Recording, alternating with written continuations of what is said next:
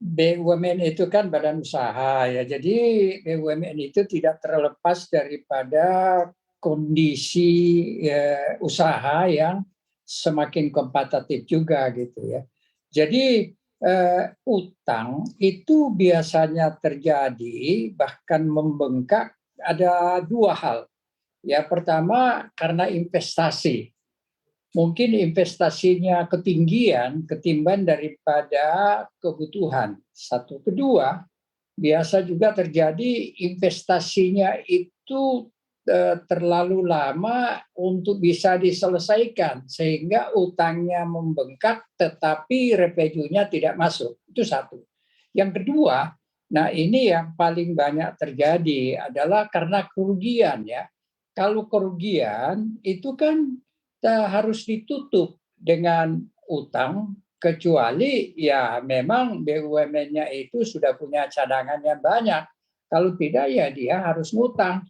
Hampir semua BUMN yang kemudian membengkak utangnya itu lebih banyak karena kerugian yang harus ditutup dengan utang. Saya punya pengalaman sendiri pada tahun 98 itu Garuda itu kerugiannya seluruhnya ditutup dengan utang. Ya, jadi dua hal ini yang harus dijaga.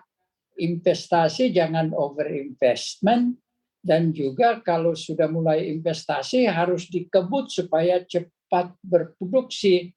Nah, yang kedua, bagaimana mengelola bisnisnya sehingga tidak terjadi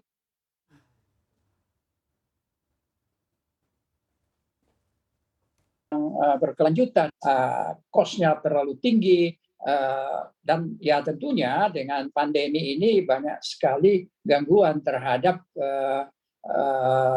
badan-badan usaha secara umum ya, tidak terkecuali BUMN. Tapi kan ini baru terjadi tahun 2000 sebenarnya dan sampai sekarang. Mestinya sih kalau terkelola dengan baik sebelumnya mestinya BUMN itu sudah punya cadangan untuk bisa digunakan pada saat-saat situasi seperti pandemi atau kondisi ekonomi yang menurun. Jadi itulah saya kira gambaran yang saya bisa amati daripada perkembangan makin meningkatnya utang badan-badan usaha milik negara kita.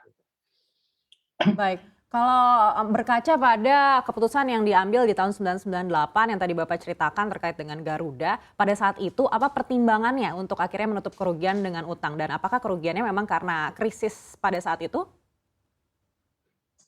Ya, saya pikir kalau di sekitar tahun itu seharusnya sih masih ada peluang untuk mengatasi kerugian yang terlalu besar. Tetapi mungkin ada masalah terkadang di BUMN itu, yaitu ya ada dua biasanya. Ya, yang pertama adalah kecepatan daripada direksi dan jangan lupa juga komisaris, karena faktor-faktor risiko termasuk utang yang besar itu seharusnya komisaris itu harus memberikan persetujuan.